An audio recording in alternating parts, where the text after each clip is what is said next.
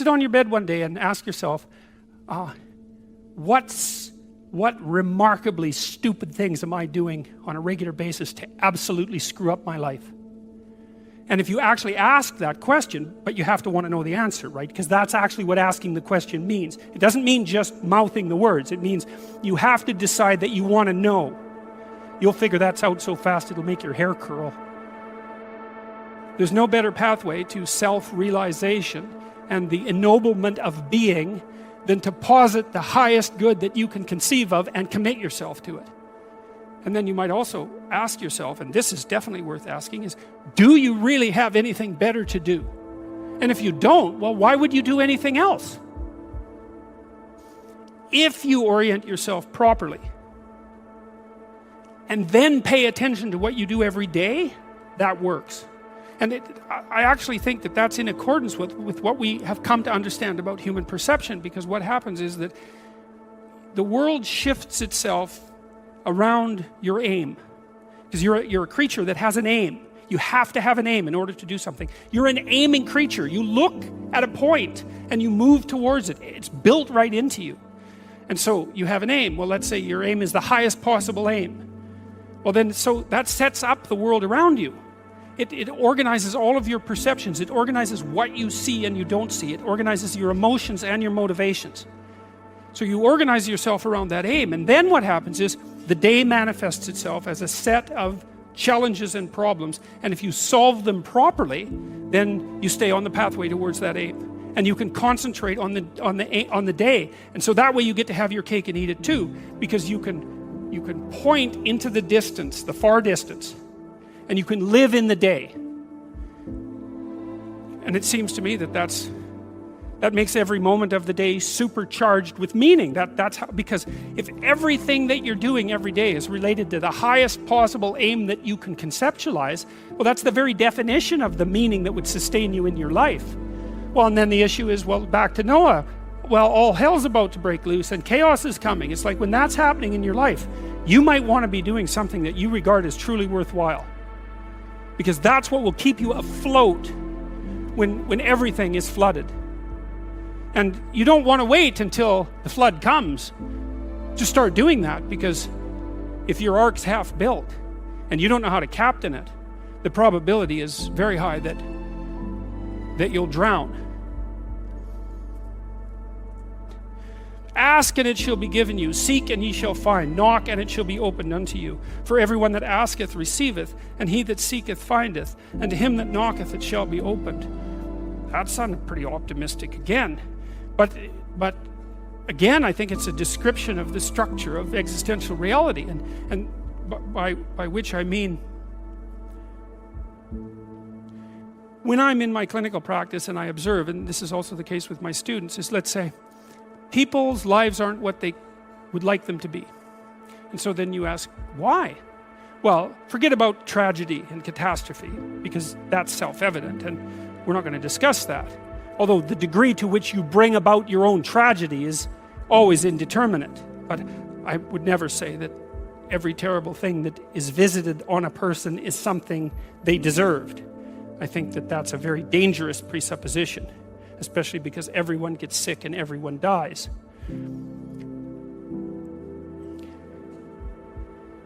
But one of the main reasons that people don't get what they want is because they don't actually figure out what it is. And the probability that you're going to get what would be good for you, let's say, which would even be better than what you want, right? Because, you might be wrong about what you want easily. But maybe you could get what would really be good for you. Well, why don't you? Well, because you don't try.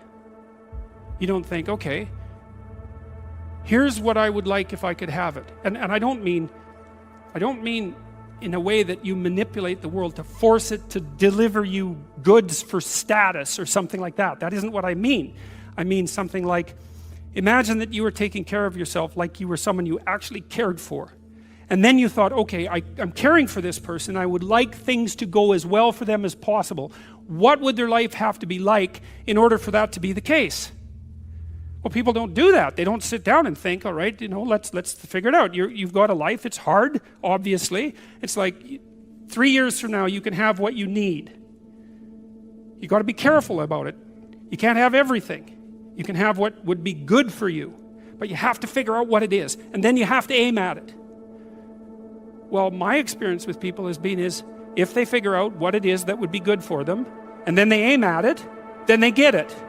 And it's strange because it's a strange thing. It's not quite that simple because, you may formulate an idea about what would be good for you, and then you take 10 steps towards that, and you find out that your formulation was a bit off, and so you have to reformulate your goal.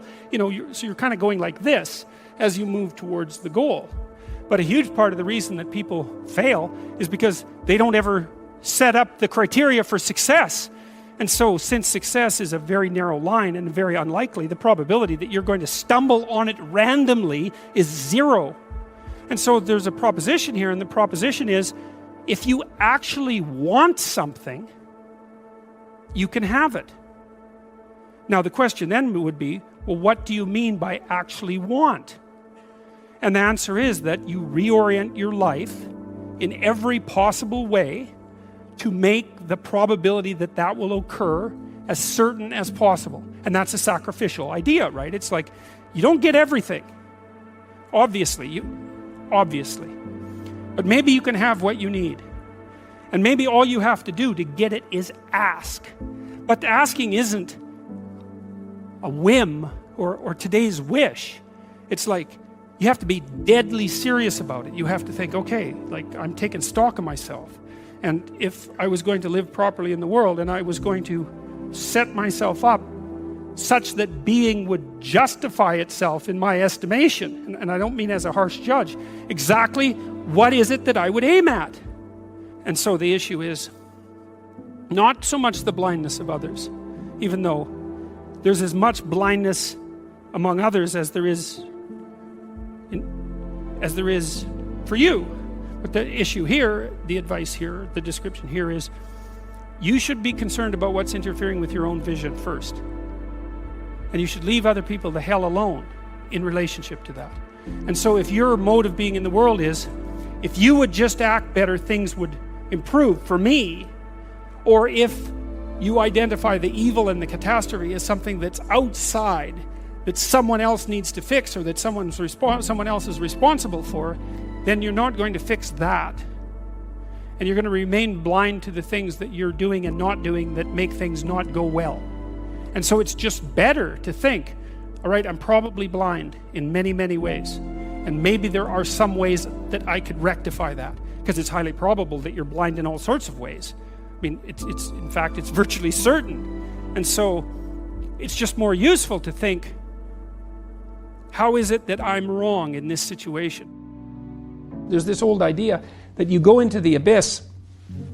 It's an idea that you can gaze into the abyss. You gaze long, and what you find in the abyss is a monster. That's the dragon at the bottom of the abyss, let's say. That's Satan himself, for that matter. But if you go into that as deeply as you can, what you find is, you find your fragmented father in a comatose condition, in a desiccated and separated condition. And then you revivify that. Well, what does that mean? It means something. It means that if you look in the darkness, you find the light. That's one thing it means. And that the light really stands out against the darkness, but that the light is to be found in the darkness. So that's a very interesting thing.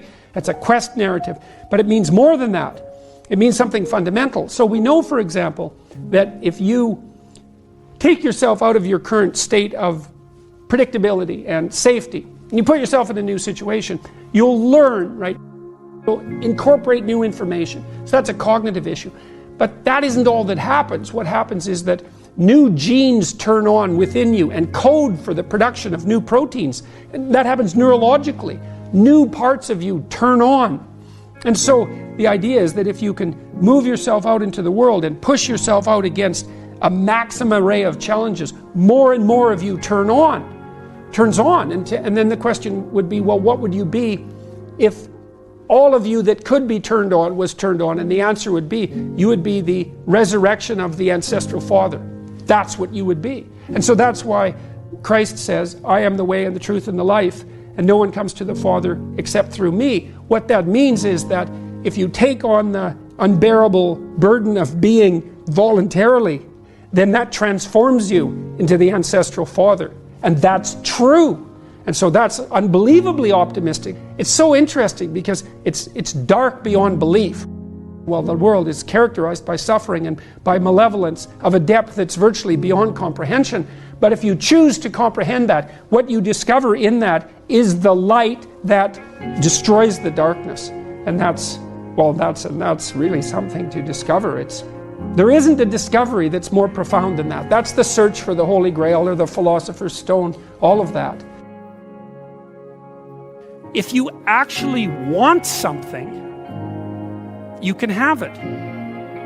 Now the question then would be, well, what do you mean by actually want? And the answer is that you reorient your life in every possible way to make the probability that that will occur as certain as possible. And that's a sacrificial idea, right? It's like, you don't get everything. Obviously. But maybe you can have what you need. And maybe all you have to do to get it is ask. But the asking isn't a whim or today's wish. It's like, you have to be deadly serious about it. You have to think, okay, like I'm taking stock of myself. And if I was going to live properly in the world and I was going to set myself up such that being would justify itself in my estimation, and I don't mean as a harsh judge, exactly what is it that I would aim at? You could try this.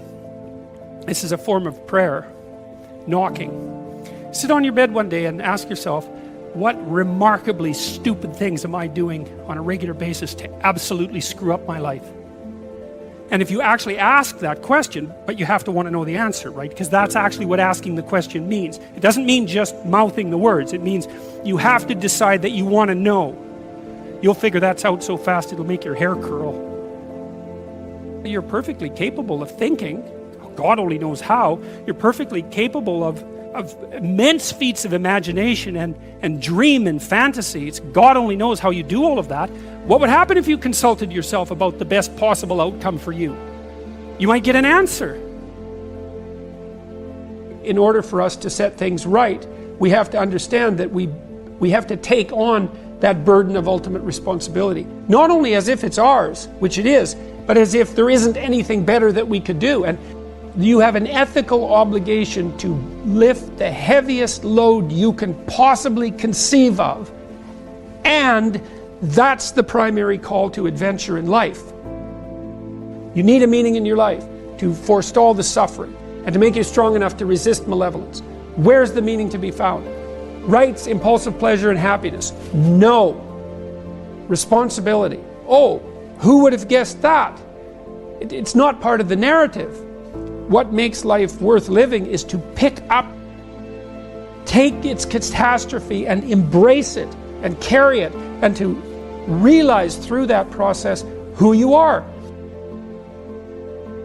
When I talk to audiences about the relationship between responsibility and meaning, they inevitably go dead silent. There's not a rustle, there's not a cough. It's like, is that the secret? Is that the secret?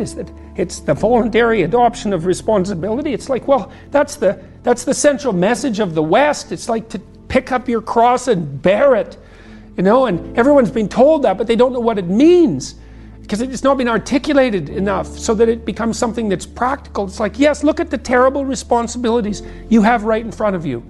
Your family is hurting. You're in trouble. There's problems in the world. It's like all of that's right there. And all you have to do is take responsibility for it.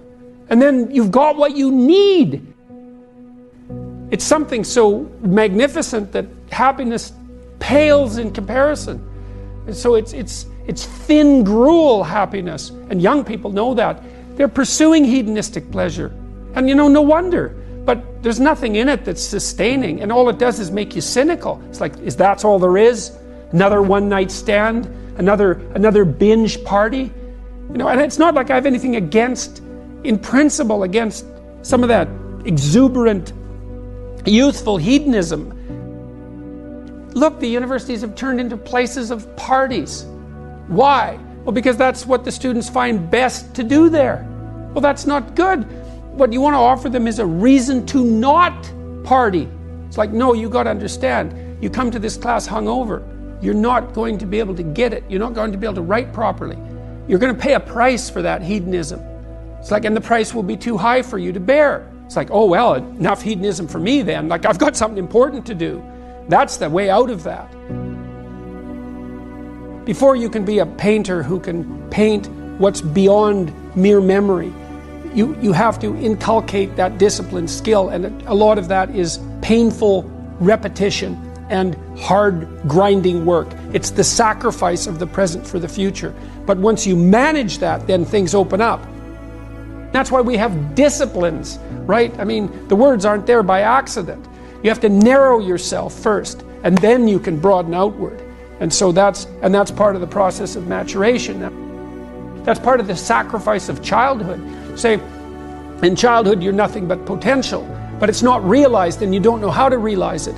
And so then the question is, well, how do you get to a point where you realize the potential? And the answer is, you sacrifice almost all of it to a single direction. And so that's the thing about growing up, is that when you're a teenager and a young adult, you have to sacrifice everything you could have been as a child to be the one thing that you're aiming at. But then that opens up. Aimless is not nothing. Aimless is bad. Nietzsche said if you had a why, you could bear any how. Most people find the meaning in their life through responsibility. I believe the fundamental religious truth of the idea that life is suffering. It's suffering because we're mortal and fragile, and because we're also subject to malevolence at our own hands and at the hands of others. It's a constant existential problem, and that can make you bitter and can make you hopeless and nihilistic and depressed and anxious and likely to abuse substances of various sorts as a medication or an escape. It can augur you in a very large number of ways. And I'm suggesting to people that there is a way out of that. And the way out is to confront that forthrightly and to adopt responsibility in your own life and to try to make the world a better place, and that it's necessary to do that. And that if you don't do that, that things go badly. I think the deck is stacked against everyone to some degree because life is very difficult and we all die. But some people do have it harder than others. And all of us have it very hard at some times in our lives. It's like, well, what's the alternative? You take responsibility for that and try to struggle uphill, because the alternative makes everything worse. Find something in your life that's so worthwhile doing that the fact that you're going to suffer is justifiable. Yeah, life's rough, no doubt about it. And if good luck comes your way, then you should be grateful for it. And if happiness manages to manifest itself, you should be grateful for that too. So then you might ask yourself, well, what's the best antidote to the discomfort of life? And you might say, well, it's comfort. And I suppose that's what you act out when you swaddle a baby. But a better antidote is something like adventure to excellence. And that's far better antidote to suffering than the mere absence of suffering. So, not to say that the mere absence of suffering, that's not nothing. I've been a psychotherapist for 20 years. I've seen things you can't imagine, horror shows that you can't fathom, and people who have been hurt in so many ways, so many dimensions. It's like, should they be bitter? Should they be resentful? Should they become violent? These things don't help. They have to struggle uphill despite their excess burden. And it's responsibility, not guilt. It's the female crucifixion. And that's exemplified best in, well, the best portrayal of that I've seen is Michelangelo's Pieta. It's a statue of Mary, and she has Christ's body on her, as an adult, on her lap, and he's broken and destroyed, and she's displaying that. And that's the bravery of a mother, to allow that to happen. But not only that, to facilitate it. Where you go, kid. Where you go. Well, why? It's dangerous out there. It's like, yeah, no kidding. It's more dangerous here if you stay with me, by a lot. So you might lose your body out there in the world, but if you stay here, you lose your soul. It's a pretty competitive world. There's lots of competition for young men in particular. There's competition for status and limited resources and for the attention of women. And just because you're nice doesn't necessarily mean that you come out particularly well in those competitions. I would like to say that you should all be smarter, but I don't know how you could be smarter. we don't know anything about how to improve intelligence, and I suppose we don't really know anything about how to improve industriousness either, but I can tell you that people who are industrious come up with a strategy for solving the problem that's ahead of them, and then they do whatever they can to stick to the strategy. And so, for example, if you sat down today or tomorrow for a couple of hours, 3 hours, and you filled in a Google Calendar, whatever you happen to use, with a strategy for studying and a list of when all your assignments are due and all of that, and when you're going to sit down and study, then you won't be in a position where you have to cram for 10 hours a day hopelessly right before, an important exam. It's beautifully put that love is the highest ideal to reach for, and truth is... It's handmaiden. I thought about that for a long time, right? This hierarchy of ideal. And the thing about truth, that bitter truth, let's say, that cynical truth, is it can break the shackles of naivety. And actually, a burnt cynicism is a moral improvement over a blind naivety, even though one is in some ways positive, but only because it's protected, and the other is bitter and dark, but still better. But you're not done at that point, you're just barely started. I think optimally we exist to have something like a playful adventure, right? We're built for an optimal challenge. It's partly why we like to play, because in play you find an optimal challenge. It's almost like the definition of play. And so if you can organize yourself and the world optimally, then you have adventure, and maybe you have the adventure of your life. And if you can do that brilliantly, then you can do it in a spirit of play.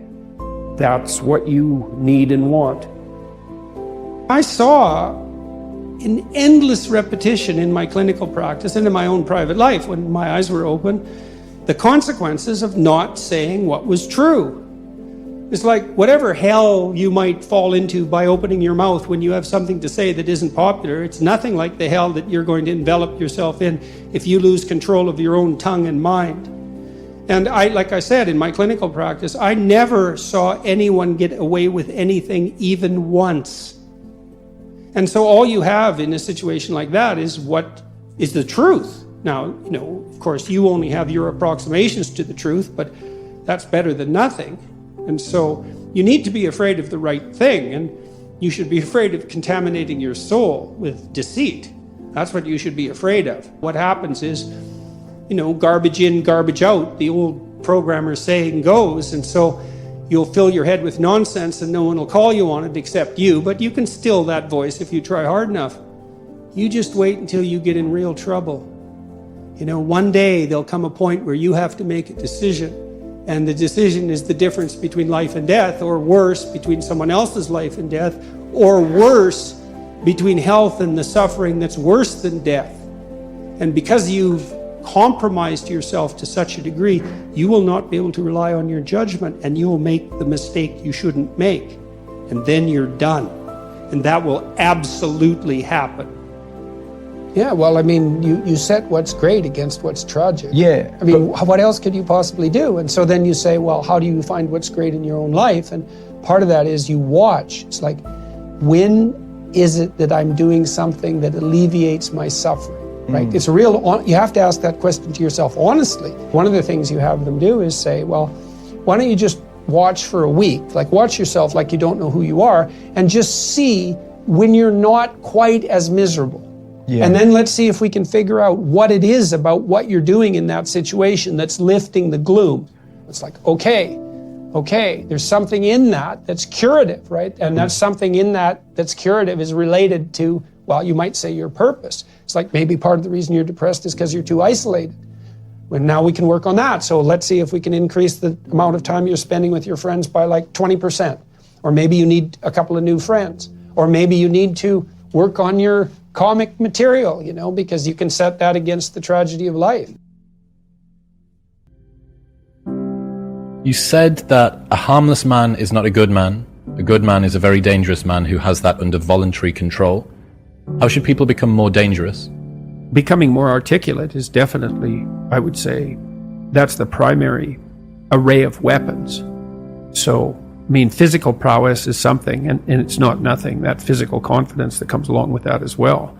But the same thing replicated at the level of the ability to communicate and to think, that's way broader field of battle and opportunity. You want to take your rightful place in the kingdom? It's like, get your tongue straight, man. Get it under control in the highest possible sense.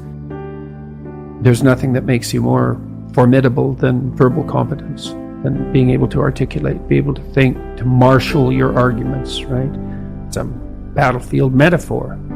Get everything in order, all your information straight, to marshal your forces. Is it possible to have too much responsibility, to take too much responsibility for yourself? You can, for sure. Yeah, definitely. Dostoevsky said that every man was responsible for everything he did and for everything that everyone else does, which is kind of an insane statement, but also somewhat, it's true in a certain sense. You do have an indefinite responsibility, and you do have an indefinite capacity to bear that responsibility, but that doesn't mean it can't be crushing. And then I would say the antidote to that is that you're not in this alone. As your responsibilities mount and your opportunities increase, you have to delegate more and more. It's important that you do everything you can, but there's enough for everyone to do.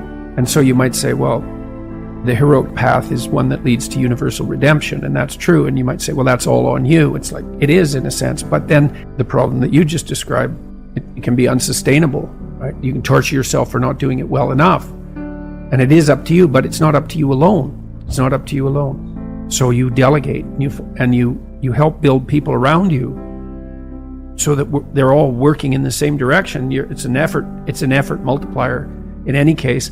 And you make sure that they get credit. Credit's good enough. It's not exactly right. The rewards are in accordance with their efforts, and you can distribute that. If you can routinize something and parse it off to someone else, say, here's a little kingdom for you, and it doesn't have to be little, and it's something that can grow, but here's a kingdom for you, well, then you can go off and do the next thing you need to do, which is extremely important. And you might think there's a kingdom, and then it's broken into little kingdoms, and so the farther you are down the hierarchy, the smaller the kingdom you get. But that's only true if you think the world's a zero-sum game, because you could also think of it as a place of indefinite number of the largest kingdoms possible. And I think, why do we think this is exhaustible in some sense, what we're doing? It doesn't look exhaustible.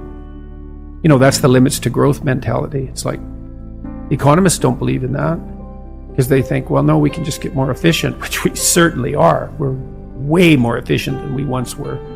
And those gains in efficiency, when they're not being interfered with, are increasing at more than an arithmetic rate. Why do you think people have a tendency toward that zero-sum mentality? Yeah, well, I mean, there are elements of life that have a zero-sum element. I mean, if you're competing with another man, for example, to marry a particular woman, that's a zero-sum game if you only think of the game as including you two and that woman. So you can set up circumstances that are zero-sum. But to take that metaphor of zero-sum game, where there has to be winners and losers because there's a finite number of resources, is to assume that the rules of that game are the rules that govern the set of all games. And that's just not true. Games are infinitely multipliable. I mean, you can invent a new game. People do that all the time. The man who invented Catan, which is a game I really like to play, it's a very popular board game. That didn't exist until he invented it. Now, thousands and thousands of people play it, and he made a fortune from it. It's like that game never existed. So there doesn't seem to be any limit to the number of games we can invent. And it's a complicated problem because we are on a single planet, and some resources are more zero-sum than others, but we haven't really run into any actual zero-sum limits in terms of our, the probability of us living an abundant life on the planet. We've stewarded some resources very stupidly. We've done a very bad job of managing oceanic production, for example. We have to be smart about our resources, but that doesn't mean they're zero-sum, and certainly doesn't mean the world is a zero-sum game. And that's a Malthusian idea, that population will grow till it consumes all available resources and precipitously collapse. And then why do we think apocalyptically? It's, well, because things do come to sudden ends. People die, people get fatal illnesses. Like, the world you so carefully constructed can be blown apart at any moment by a random occurrence, genetic mutation that causes the cancer that kills you. Like, life has a fundamentally apocalyptic aspect. And we do understand that because we're self-conscious, and then it's very difficult not to apply that kind of apocalyptic reasoning to things as such. The world's going to burn up. The climate's too hot. What about runaway positive feedback loops? Because that's what the climate types are afraid of. It's like, hey, they happen. How do we bind our apocalyptic thinking? That's a good question, man. That's a good question. We do that with the truth. That's how we do it. Through dialogue, through investigation, through exploration, through discipline, all of that. The Logos is the antidote to the apocalypse. And so what does that mean? Well, love and truth is the antidote to the apocalypse. Not the planet has too many people on it. Truth in the service of love. Mm-hmm. What do you mean by that? Well, it's a hierarchy of virtue, I would say. You know, there's an old idea that God is the sum of all that's good. I don't think sum is exactly the right metaphor. It's more like, imagine there are eternal verities: truth, beauty, justice, love, courage, fortitude, compassion. Think of all those things as virtues. So virtue is what all virtues have in common. That's the relationship of God to the good. Well, you may think, how would that manifest itself in your life? Well, that might be pursuit of the good. And that's the pursuit of the good that unites all proximal goods. Well, what is that exactly? Well, it's something like belief that it would be for the best that all things flourish to the degree that that's possible. When I was a clinician, I thought of that as the good in me serving the best in my clients. And I think the desire for that to happen, that's love. So that's the desire for, you say, well, you take a human, bent, broken, miserable, malevolent, hurt, corrupt, weak, frustrating, disappointing, all of those things that we can lay on ourselves because of our inadequacies. It's like, it's easy to dismiss that. And part of that dismissal is what drives the notion that the planet has too many people on it and that we're a cancer on the face of the earth. It's like, it's not easy to love that. But what do you want? You want the broken people to rise up out of their brokenness rather than despise them for it. And then you orient yourself towards that and try to pull that out of people and yourself. Keep facing challenges voluntarily. Pay attention at a rate that works for you. Develop your competence. That actually stabilizes the environment around you, so it actually is less predictable and less threatening. Plus, you accrue that evidence, and you get the social support for doing so. That's your best pathway forward. If you do what it is that you're called upon to do, which is to lift your eyes up above the mundane, daily, selfish, impulsive issues that might beset you, and attempt to enter into a contractual relationship with that which you might hold in the highest regard, whatever that might be, to aim high and to make that important above all else in your life, that fortifies you against the vicissitudes of existence like nothing else can. And I truly believe that that's the most practical advice that you could possibly receive. The way that you fortify your faith in life is to assume the best, something like that, and then to act courageously in relationship to that.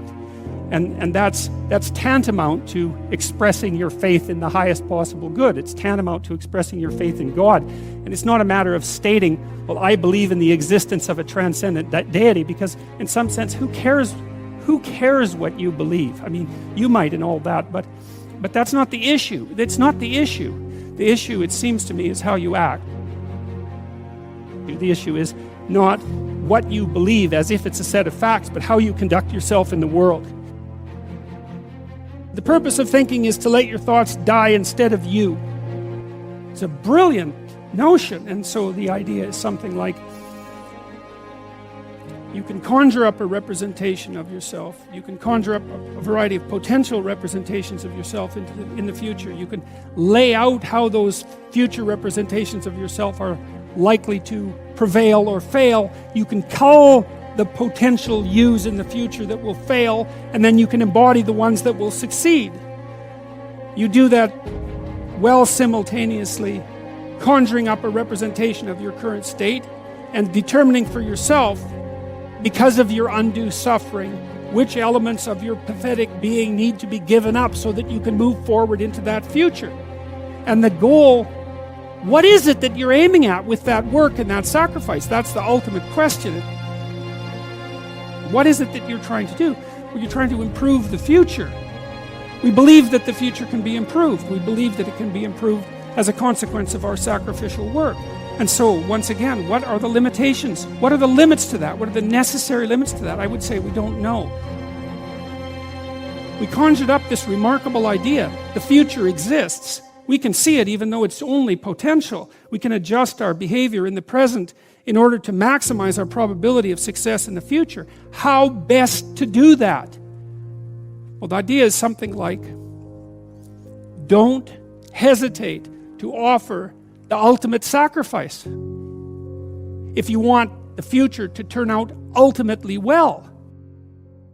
What is it that you could contract for, let's say, if you were willing to give up everything about you that's weak and unworthy?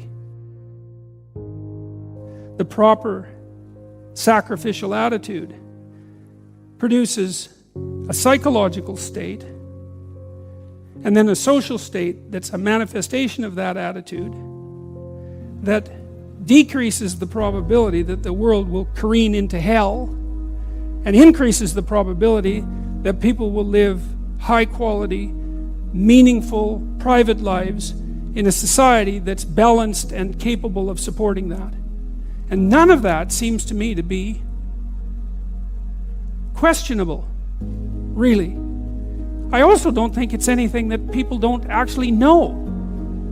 You know, people have told me many times that when they listen to me talk, they're hearing things that they already knew but didn't know how to say. It's something like that. And this is one of those things that I think is exactly like that. I mean, I think it's at the very core of our moral knowledge, which is our behavioral knowledge and our perceptual knowledge. I mean, let's get this straight. Moral knowledge is no trivial matter. It's knowledge about how it is that you orient yourself in the world. There's no more profoundly necessary form of knowledge. Well, it's predicated on something that's exactly like this. We know that we have to make sacrifices. We know that we have to aim at what's good.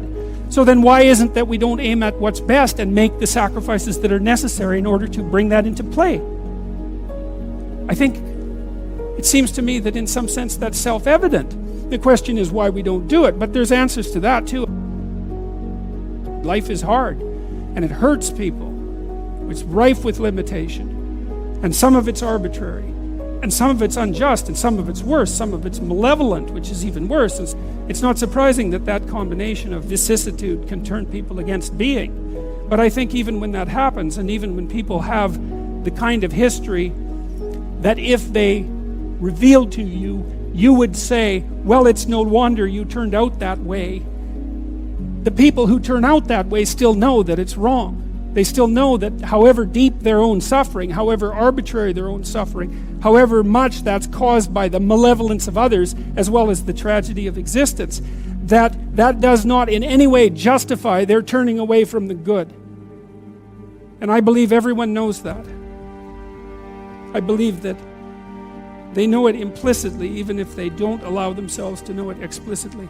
And I believe that if they violate that idea, then they violate themselves, and that they end up in Cain's position, which is the position of the man who's been given a punishment that is too great to bear.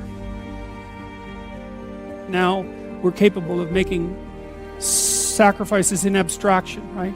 To conceptualize a future that we want, to let go of the things that are stopping us from moving forward, and to free ourselves from the chains of our original preconceptions. Pursue pleasure. Follow your impulses. Live for the moment. Do what's expedient. A mountain is something you have to climb, and you have to climb to the pinnacle of a mountain, and the mountain is up, right? And the mountain stretches up to heaven, and it's a long journey to specify the right place on the highest pinnacle. And that's symbolic because, of course, it's a pinnacle that you're always trying to reach, just like you're always trying to aim. You're always trying to climb upward. At least that's the theory. Depends to some degree, of course, on your definition of upward.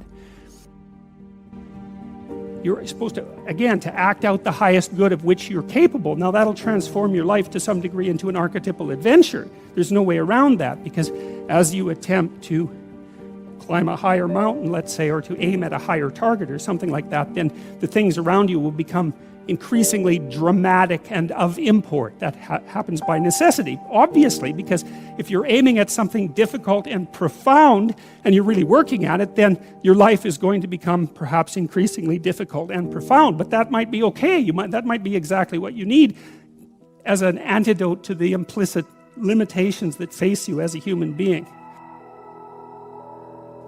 The good father is precisely someone who is willing to sacrifice his child to the ultimate good. You have a moral obligation as a parent to encourage your child to go out into the world, right? And to be whoever they can be, to be the best they can possibly be. And in doing that, you're encouraging them to pursue the good. You're sacrificing them to the good. You're not keeping them for yourself selfishly. You're telling them that they can go out and live their life and live it properly. You don't want for your son what it is that you want for him. You want for your son what would be best for him and for the world. And you let go in precise proportion to your desire to have that happen. When you have an infant, you do everything for the infant because the infant can do nothing for him or herself. But as the infant matures and is increasingly capable of doing things for him or herself, then you pull back, right? You pull back, and every time the child develops the ability to do something, you allow them or encourage them to do it, and you don't interfere. So if your child is struggling getting dressed, well, obviously there's some times that you help them, but mostly you let them learn so that they can know how to do it in the future. That's better for you, and it's certainly better for them. There's a rule if you're working with the elderly in an old age home, and the rule is something like, don't do anything for any of the guests, let's say, that they can do for themselves, because you compromise their independence. And so as a mother, you pull back and you let your child hit him or herself against the world, and you fail to protect them. But by failing to protect them, you encourage and ennoble them to the point where you're no longer necessary. Now, they may still want to see you, and it would be wonderful if that was the case, but the point is that you're supposed to remove yourself from the equation by encouraging your child to be the best possible person that person can be. And you sacrifice your desires, all of your desires, to that, your personal desires, even your desires for your child in relationship to you. Because you want them to move forward into the world as a light, right? As a light on a hill. That's what you want, if you have any sense. And so you don't get to keep your children at home because you need them. If you don't know what you're doing, you don't know where you are, and you don't know where you're going. And if you're in a place where you don't know where you are or where you're going, you're in danger. Because that's unmapped territory, and God only knows what lurks in unmapped territory. If you're so confused and disoriented that you don't know where you are or where you're going, there are predators of the spirit who are much worse than snakes that are waiting for you. And the probability that you'll move from aimless, hopeless, joyless anxiety to nihilism, corrosive bitterness, and genocidal fantasy in the fundamental extreme is very high. It's like, well, I just want to be happy. It's a slogan. It's the most common slogan of our time, I would say, and it's such a preposterous slogan. It's like, what do you mean just? You just want to be happy. That's all. That's all you want. That absolute impossibility. You want bliss unending no matter what you do, and that's all you want. It's not exactly a small ask, let's say, because it's the same thing as asking to dwell permanently in paradise. It's something like that. And then it also isn't true. That isn't what you want. If you do careful analysis of what people mean when they say they just want to be happy, what they mean is they don't want to suffer stupidly. We're much more concerned with not experiencing an excess of negative emotion than we are with experiencing a surfeit of positive pleasure. So first of all, we don't mean we just want to be happy. We mean, please don't make us too miserable. And fair enough, that's reasonable. But then even on the happiness front, even on the absence of misery front, that's not true. It's like it isn't obvious at all that we want happiness. It isn't even obvious that we want absence of misery. What's really obvious is that we want an adventure. Right? We want an adventure that's so compelling that it makes the misery of life not just justifiable, but worthwhile. You want to look back on your life, and you know this to be true. You want to be able to say to yourself, even considering a month or a week or a series of days, you want to be able to say, that was really difficult, but you know what? It was worth it.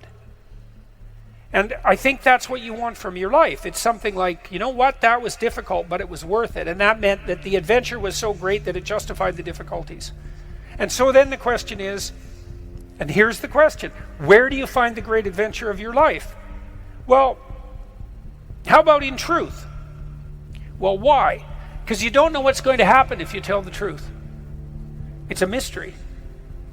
It's going to lay itself out for you. And so that's an adventure, because you literally do not know what's going to happen. You have to let go of knowing what's going to happen. And so then you have that adventure, and then what is also the case is that it's you that's having the adventure. Right? Because if what you're doing is living in truth, that's you. That truth is you. And so that means that whatever happens when you tell the truth is your adventure. And then you think, well, I'm using deception. It's like, well, maybe you are, but maybe deception is using you. And then maybe it's the spirit of deception that's having the adventure of your life. And then you might ask yourself, well, why are you so miserable and unhappy? And the answer would be, well, the spirit of deception is having the adventure of your life. You're not even there. Because if you're not living in truth, you're not there. Obviously, what's there is the spirit of deception. And you might think that's your deception, but I would be very careful about thinking that, because there have been centuries of meditation on the nature of the spirit of deception. And the answer isn't that the spirit of deception is you. The answer is that the spirit of deception is something that possesses you, convinces you that it's you. And that's not something you want to fall into the clutches of. The world is founded on a sacrifice, right? And that's what the crucifix represents. And European towns were built around a church, and the church was built around an altar, and the altar was built around the idea of sacrifice. So the sacrifice, the proper sacrifice, is at the center of the community. That's what that idea means. Now, you might ask, well, what's the proper sacrifice? And the answer is something like the voluntary willingness to bear your cross. And then you might say, well, what is your cross? And the answer to that is, well, that's the catastrophe of your life, right? That's the fact you'll be betrayed, the fact that you're going to die, the fact that you're going to be in pain, the fact that your loved ones will see you suffer, the fact that the mob will come after you, the fact that criminals might be preferred to you, etc. It's all the potential catastrophes of your life. And then the sacrifice is the idea that you have to let your, what would you say? You have to let your narrow ego go enough so that you pick all that up voluntarily, all of that. And then that transforms it. And I think that's literally true. I think that's what all the psychological evidence points to, is that if you adopt a stance of voluntary challenge, even in relationship to tragedy and malevolence, that's the pathway to transcendence. Do you have something to say that you're not saying? If you do, then it's your fault. This is your fault. It's your problem. And you might say, well, I'm too afraid to talk. It's like, fair enough. How afraid are you not to talk? You know, people say to me frequently, they compliment me on my bravery. And I think, you don't understand. I'm not brave. I don't like conflict. I'm way more afraid of losing control of my tongue than I am of the consequences of saying what I have to say. Because I know what happens when we allow other people to control our tongues. It's not good. It's not good. It's hell itself. And so, of course, it's troublesome to suffer the slings and arrows of outrageous fortune when you say what you have to say. It's like, that's fine. Try not saying what you have to say. well, that'll be okay in the moment. It's like, yeah, in the moment. But unfortunately, your whole life isn't in the moment. Practice in developing the capacity for skilled movement forward in a manner that simultaneously encourages the others that you're cooperating with to do precisely the same thing. And that's not some arbitrary ethos. It's not arbitrary, because if that doesn't happen, then nothing flourishes. And if it does happen, then everything flourishes. It's also not relativistic in some sense, because you have to do that no matter what you're doing. No matter what it is that you're doing, if you do that well, you're doing whatever it is you're doing well. In fact, that's really in some sense how you would define well. If you give up enough psychologically, you'll cut your losses in actuality. And of course, that's sort of what thought's for, is right? So that you can get yourself straight. You can give it up in abstraction, so you don't act out the pathology, and then nothing dies in actuality. But that still means you have something to give up. You want to initiate a process of active engagement with the dragon that burned you, fundamentally. The psychophysiological pattern of active engagement is the opposite to the psychophysiological pattern of involuntary stress. And so if you can practice embodying that voluntary confrontation, then that stance can come to dominate. And that's the stance you want to dominate, because that moves you forward voluntarily into the world. And that, in all probability, that will work. I want to be free to do what I want. Okay, well, hang on a sec. Which I are you talking about there? Are you talking about the mature I that sees next week and next month and next year and 10 years out, and that takes the community into account? Or are you talking about the impulsive, hedonistic, self-serving, narrow I that just wants exactly what it wants right now? And what makes you think that when you make a case for that hedonism, that you're not just falling under the sway of an impulsive, short-sighted demon, so to speak? If you look at music, for example, music operates by very sophisticated rules. And so it's ordered and constrained. But out of that system of rules comes an almost infinite array of possibility. And so, we have this sense, I think it derives from Rousseau, that any constraint of order is a limit on freedom, when what we should be hypothesizing is that with the optimal set of principles, you get the maximally desirable freedom. And it's not freedom from everything, and it's not freedom to do anything. It's certainly not a narrow hedonistic freedom, because that backfires on you like the next day. This is, I think, why people are so obsessed in some sense with the search for fundamental meaning. This is a good story. So you can imagine two people laying bricks. They're building a gigantic wall, and the one person thinks, oh my God, this wall is going to take 100,000 bricks. I'm laying one at a time, and I'm wasting my life away trivially adding to this gigantic brick wall. And what am I doing? This is absolutely miserable, brick by brick. And the other person thinks, in 300 years, this is going to be a cathedral. And so the person in the second state is doing exactly the same thing at a local level, laying bricks, but each brick is related to a very high goal. And that means the reward that's attendant upon the laying of the brick is proportional to the goal of the entire behavioral process. So if you're aimless and goalless, then you can't elicit any positive emotion. And if your goals are fragmented, which is also what happens if you're aimless or your goals lack unity, if your goals are fragmented, then no given behavioral manifestation can elicit any dopaminergic reward, because it's not a step forward to anything desirable.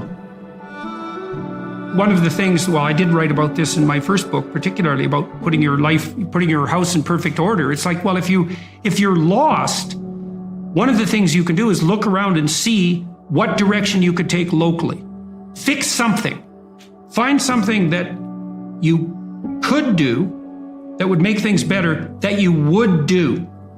And there's a humility in that too, because especially if you're in a low energy state, it's like, oh my God, I don't have enough energy to make dinner. It's like, do you have enough energy to put a fork on the table? And sometimes people are so depressed that that's really all they can do. Can you take a small step forward no matter how small that is. Implement a micro routine, even something like washing a cup and putting it back in the shelf. And you know that's a good thing because you have a shelf and there's cups on it. You've already decided that's an appropriate way to live, is to have your coffee cups on a shelf. If you go ahead with cleaning out the cup and putting it on the shelf, then you've taken steps towards a valuable micro goal. You get a dopamine kick from that. That transforms itself into adrenaline and energizes you. In part, what the dopamine system is doing. So imagine that the purpose of the dopamine system is to elicit a satiating reward, fundamentally. But then the satiating reward is something that has to be approached in steps. And so in order to maintain the motivation necessary to approach the satiating reward, you have to mark each of the steps with a marker of pleasure. Small things are not small. You might have the cognitive appraisal that doing something local, like cleaning up your room, is small, but it's not obvious at all that that's the case. It's not that trivial to put your immediate surroundings in order, and it can easily be the stepping stone to putting things in order on a broader scale. In fact, it's probably the necessary stepping stone to do that. You can pat yourself on the back, especially if you're depressed, a little harder than you might otherwise by saying, you say, well, this is trivial, but I did it. It's like, no, if you're moving ahead, that's not small. You just keep doing that, and you're going to get out of this paralyzed or retreat mode. If you're in the zone of proximal development, you're pushing your skill development one increment forward. And it's one that you can actually manage. Imagine that you have someone who's habitually avoidant. And maybe they're avoidant because when they become possessed by negative emotion, they become hyper aware of their internal state and they feel the panic. And so then they freeze or retreat. And they do that constantly. And then they're in this terrible negative emotional state all the time because every time they see a stimulus that's associated with retreat, they get gripped by these interoceptive sensations. And so you say to them, well, we're going to reverse that. Instead of you being gripped by that, you're going to expose yourself to that voluntarily. So if you do that repeatedly with people, not only do they stop being afraid of the things that you're showing them, that you're exposing them to, but they become more likely to approach other things they're afraid of, far more likely. In fact, it doesn't exactly look like people get less afraid at all. It looks like what happens is they learn to get braver.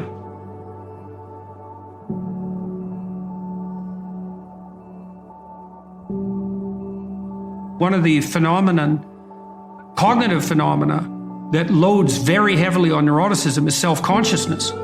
And so when you fall into anxiety, then there is this internal obsessiveness, which has to do with the panoply of sins in some sense. Which parts of me are malfunctioning and need to be eradicated? And one of the things I used to do with my socially anxious clients, so they would go into a social situation, often with eyes downcast, by the way, and they would be so intensely concentrating on their own internal sensations that they would fail to make eye contact with anybody they were talking to.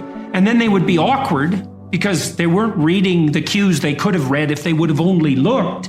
And then the conversation would become disjointed.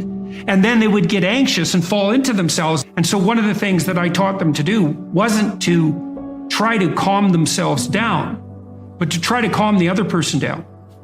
So when you go into a social situation, pay more attention to the other person. Like just focus your attention outward. And if the person had any social skill, sometimes I had clients who had no social skills. And so they were anxious socially because they actually didn't know how to behave socially. So then you had to teach them the social skills.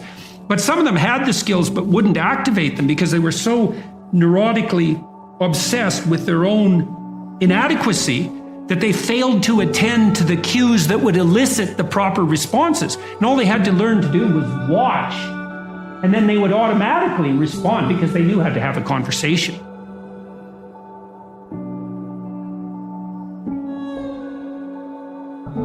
See, the reason that socially anxious people are so interoceptive is it's involuntary, right? They get gripped by the negative emotion and then that produces this intense, obsessive interoception. That might not happen if they did it voluntarily. This is why exposure therapy works so well in psychotherapy. Is like, well, I'm afraid of something, and if I go near it, then I'm possessed by negative emotion. Well, that's if you go near it accidentally. I'm going to have you go near it purposefully. And what you're going to find is that to the degree that you do it purposefully, that response will be quelled. And that happens. It's extraordinarily reliable. Imagine you anticipate something and then you make a mistake. Now the question then becomes, how significant is the mistake? The depressive takes that punishment response, let's say, that's a consequence of failed anticipation, and can't bind it. It just takes out all of their potential future selves. And so then they're in a depressive pit. That's too much learning from failure. That binding problem is really tricky. One of the rules of thumb for that that's extremely useful, that's socially instantiated, is innocent until proven guilty. So you might say, when those thoughts come up, because they're adversarial and accusatory thoughts, you might say, well, that is part of the realm of possibility. But when your child does something wrong that's minor, you don't say you're a rotten kid. You bind it. You say, look, kid, here's a bunch of things you're doing right. But in this particular example, specific situation, here's the minimal thing you did incorrectly and how to alter it. And it's a really good habit of mind to address towards yourself as well as to other people, which is to say, well, what's the minimum crime that I'm responsible for in this moment? And that's part of this miracle of the presumption of innocence, and especially without proof. A lot of what I did in my clinical practice to people who had a depressive temperament was help them make a case for themselves. It's like, well, maybe you're as bad as you think you might be, but maybe not. Let's take the contrary argument and only narrow the repair to the absolute minimum that needs to be manifest.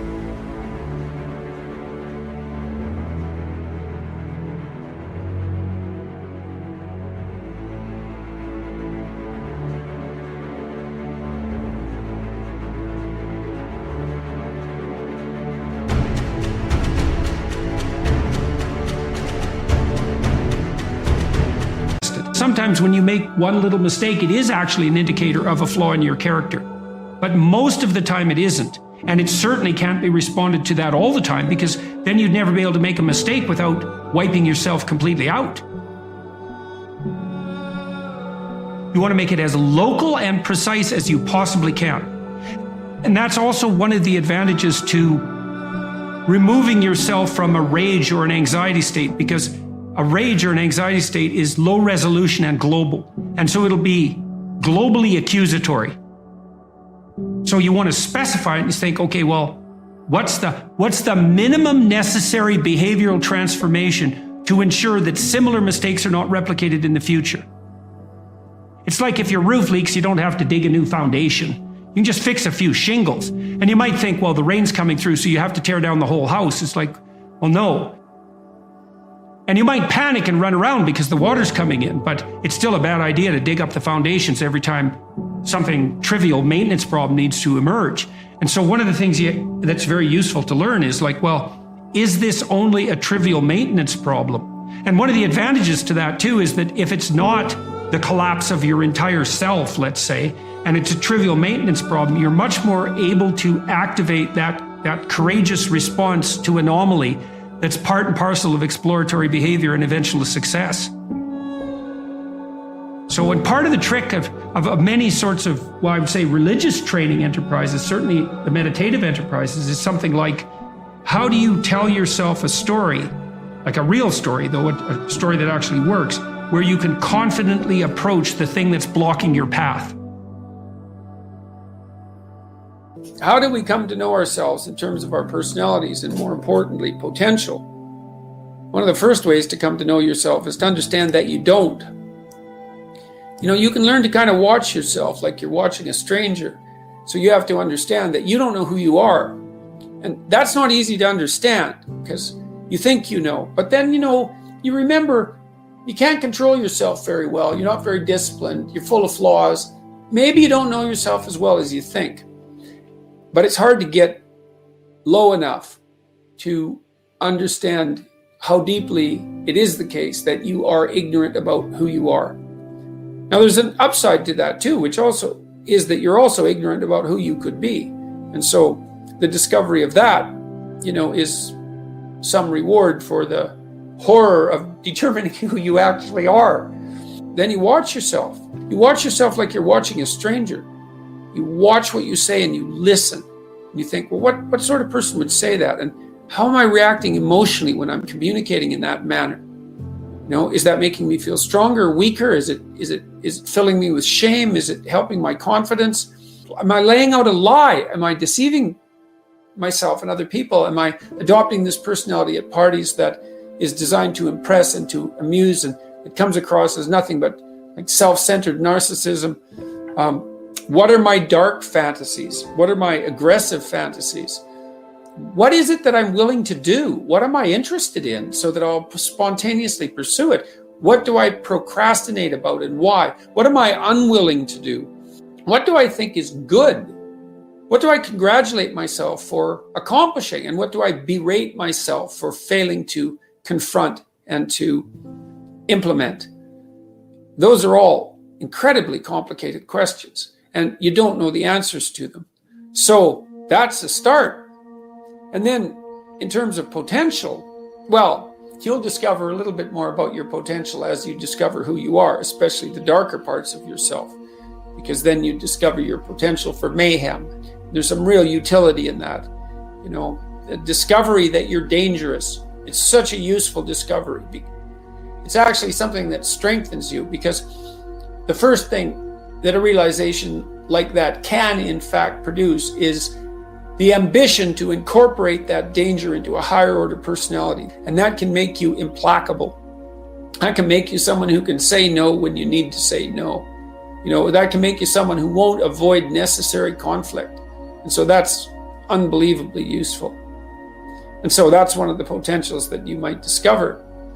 The other thing you do to discover your potential is you challenge yourself.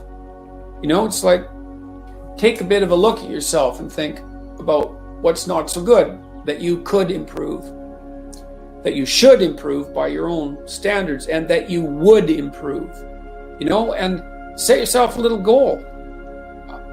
Maybe you're not studying at all at your university, or maybe you're at work and you've got this stack of paper there, and you haven't looked at that damn stack for like a month, and you know that you should be, and you're bothering yourself at night because you're avoiding that.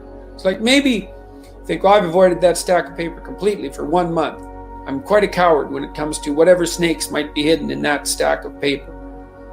How about tomorrow I just put that stack of paper in front of me on my desk, and I glance through it for 15 seconds. See if I can do that. It's like, well, you set yourself a goal of improvement. It's a humble goal. There's things you could do to improve, and you know what they are. And there's small steps that you could take, that you might take, that would put you in that direction. And then the question is, are you big enough to take those small steps? Are you capable of grappling with the fact that you're fundamentally flawed to the point where you have to break things down into almost childlike steps in order to manage them? And the answer to that is, yeah, you are. Most people have things they avoid, and they're afraid of. So I would say to some degree, it's the lot of everyone. People vary in the degree to which they've conquered that. And you do meet people from time to time who are extraordinarily disciplined. But most of the time they've got disciplined in exactly this manner. It's through slow incremental improvement. And then you challenge yourself. It's like, well, could I do this? That would be better. Then you find out. And then you think, well, is there something slightly larger and more challenging that I could do that would be better? And you try it and you find out. And as you try it and you find out, generally you get better at it, and you can take on larger and larger challenges. you take responsibility for yourself. That's part of standing up straight with your shoulders back. It's like, take on the world, man, but only at the level that you can manage. When you're ignorant and biased and deeply flawed and immature, it's where everyone starts. You don't want to bite off more than you can chew, but it doesn't mean that you can't wrestle with part of reality. Some part that's small enough so that you have a good shot at victory. And then you attain victory over some small part of the chaos. And then you're the person who's victorious over chaos. You're just a beginner, but that's who you are. And then maybe you can get unbelievably good at that. And you do that by challenging yourself humbly at the level that you're able to function. It's easier to understand if you think about a child that you're trying to rear properly, and you want to make that child, help that child reveal their highest potential, whatever that is, whatever that means. And what you do is you don't set them a series of impossible tasks in the hope of undermining their self-confidence. You form a relationship with them that is predicated on your interest in their highest mode of being. And then you offer them challenges that are precisely optimized to their ability, right? So they can do them, but they have to stretch. The two elements of their ability would be what they can do and how much they're capable of transforming what they can do. And an optimal challenge stretches you to the end of what you can do and then into the domain of how you can transform.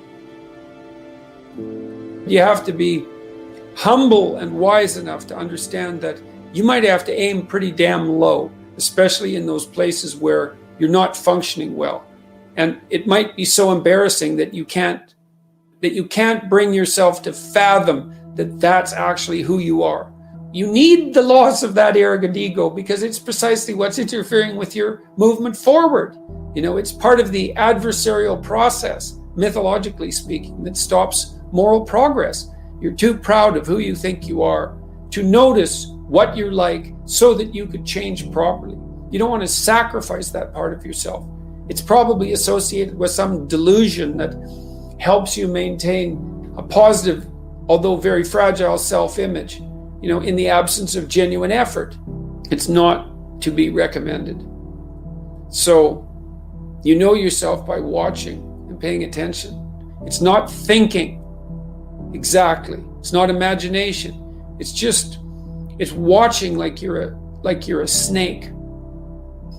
Because a snake watches like cold-bloodedly with no emotional reaction, just to see what's there.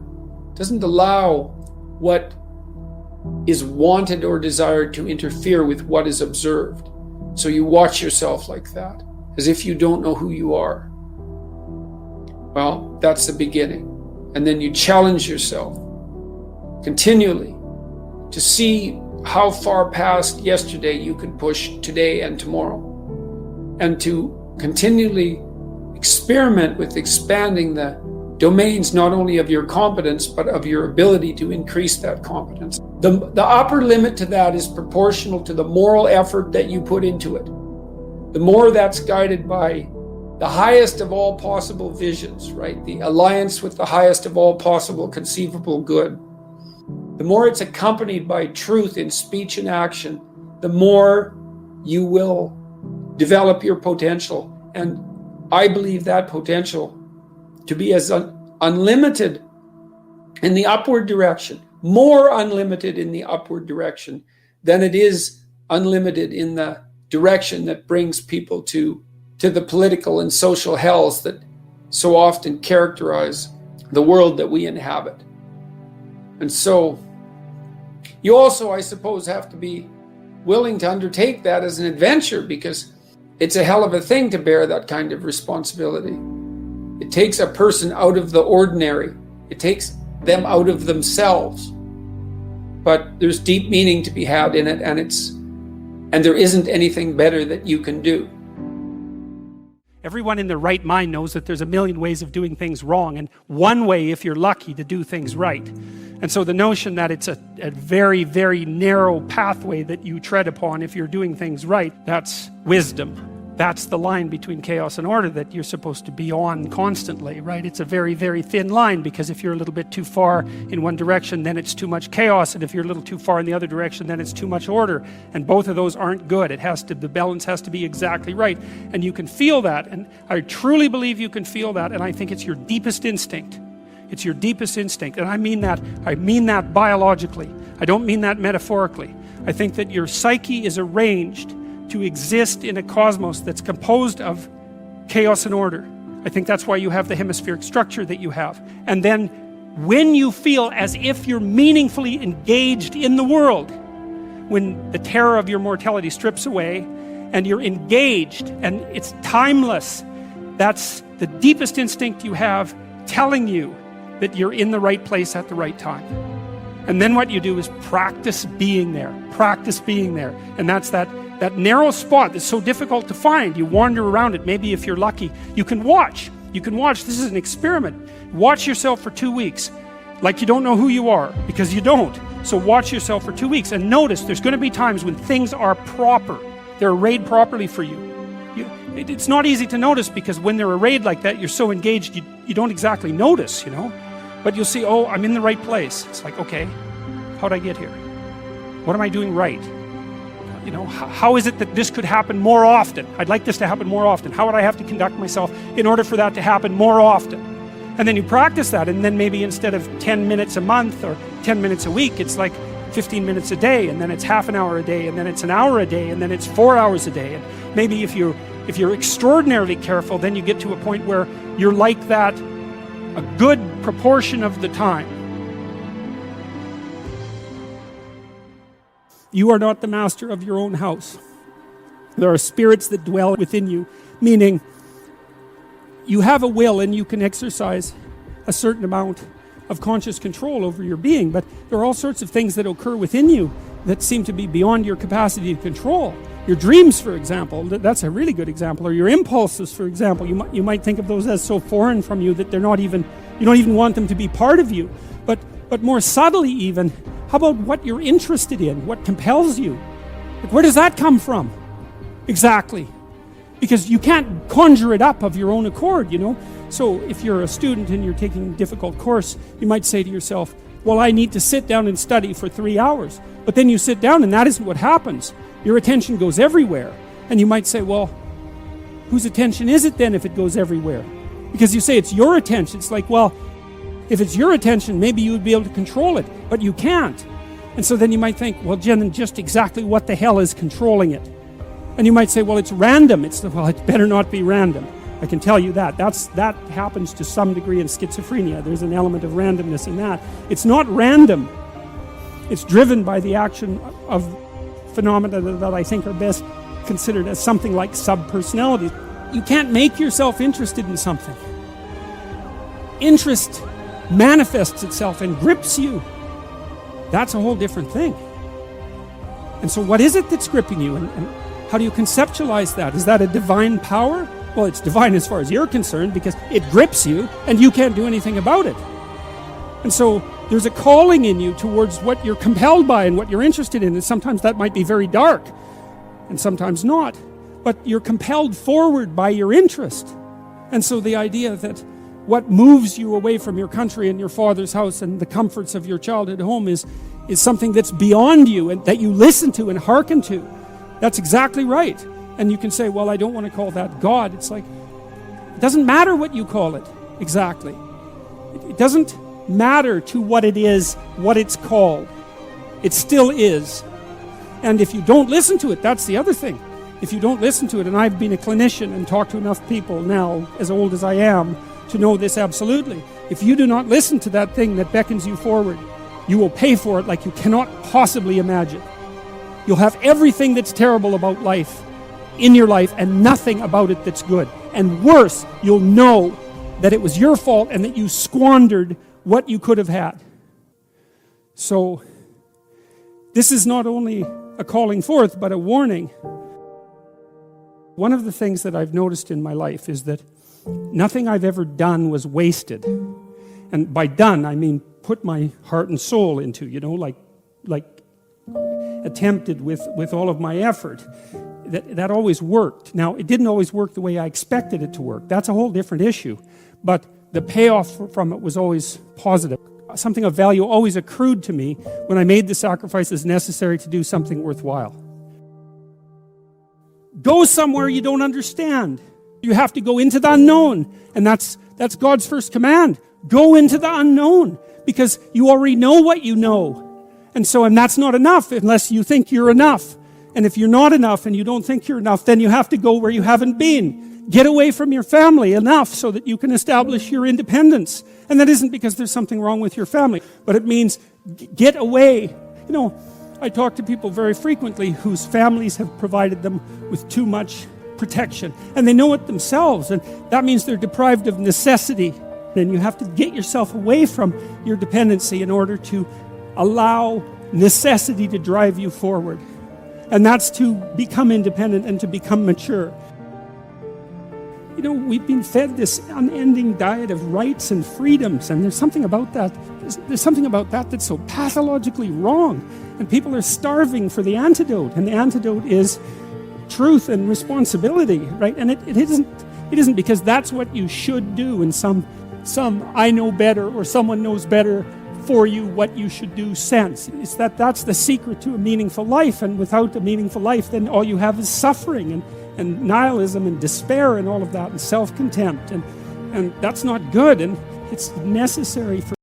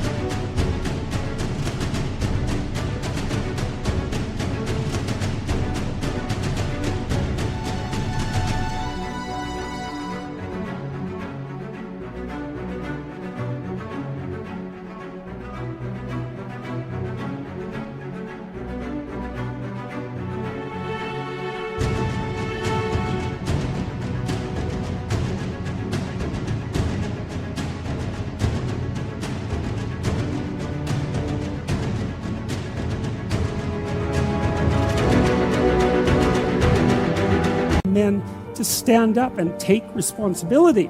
If you were able to reveal the best of yourself to you in the world, that you would be an overwhelming force for good, and that whatever errors might be made along the way would wash out in the works. If you forthrightly pursue that which God directs you to pursue, let's say, that all things are possible. And so we don't know the limits of human endeavor. We truly don't. And it's premature to put a cap on what it is that we are, what it is that we're capable of. And so you're already something, and maybe you're not so bad in your current configuration. But you might wonder, if you did nothing for the next 30 years except put yourself together, just exactly what would you be able to do? And you might think, well, that's worth finding out. But of course, that's the adoption of responsibility. There's lots in the world to fix. Everything that bothers you about the world and about yourself should be fixed, and you can do that. I have a friend. He lives in Montreal. His name is James Simon. He's a great painter, and he's taught me a lot of things. He's helped me design my house and beautify it. And I bought some paintings from him a couple of years ago, and he did this series of paintings where he went around North America and stood in different places, and then he painted the view from here down. And so it's his feet planted in different places, on roads, in the desert, on the ocean. Yeah, well, he was trying to make a point, and the point was that wherever you are, it's worth paying attention. And that's because, so all these places that he visited, he looked at exactly where he was, standing by the side of the road in the desert.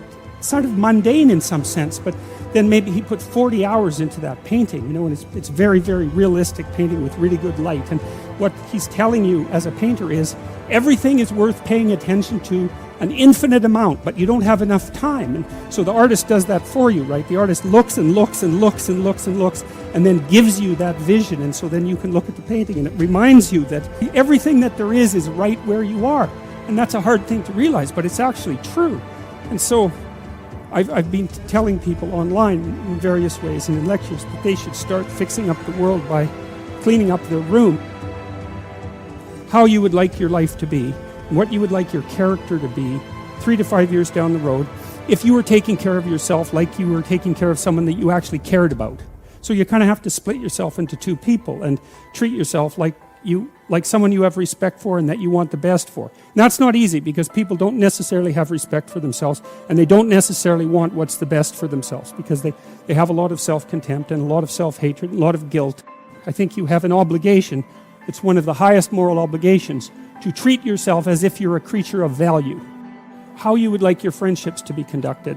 Because it's useful to surround yourself with people who are trying to move forward and more importantly, who are happy when you move forward and not happy when you move backwards. Not when you fall, that isn't what I mean, but when you're doing self-destructive things, your friends shouldn't be there to cheer you on. You look at the world through a story. You can't help it. And the story is what gives value to the world, or the story is what you extract from the value of the world. You can look at it either way. You're somewhere and it's not good enough. Right? That's the eternal human predicament.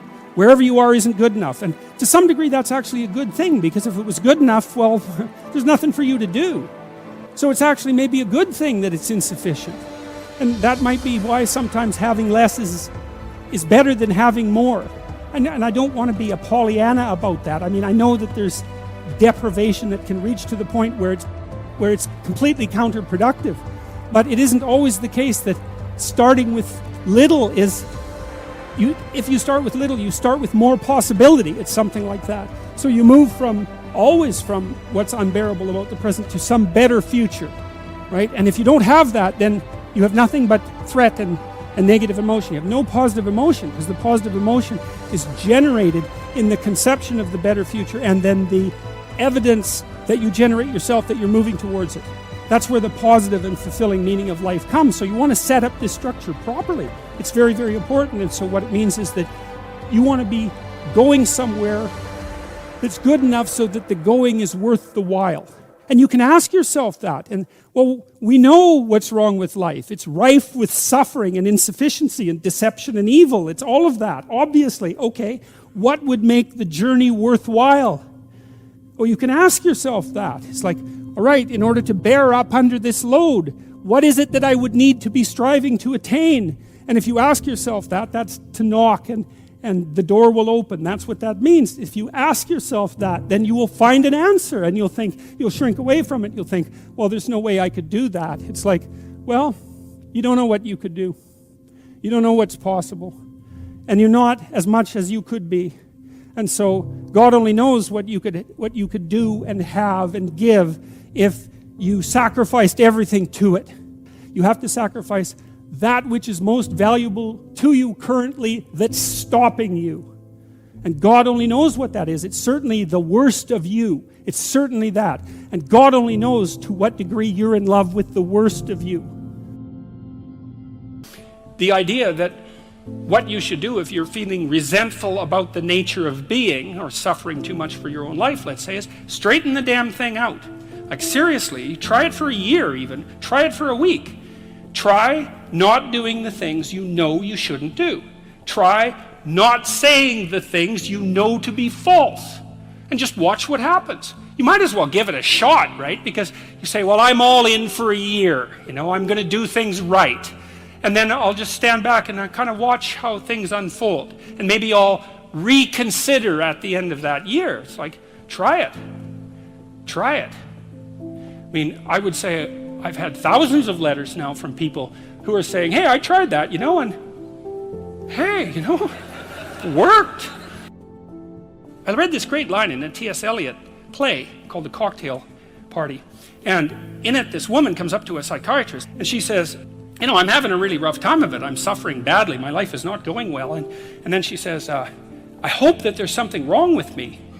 And the psychiatrist says, well, what the hell do you mean by that? And she says, well, here's how I look at it. There's either something wrong with the world, and I'm just in it and that's how it is, and then like what am I going to do about that because it's the whole world? Or maybe I could be fortunate and there's something wrong with me that's causing all this unnecessary suffering, and if I could just set it right. I could learn and I could set it right.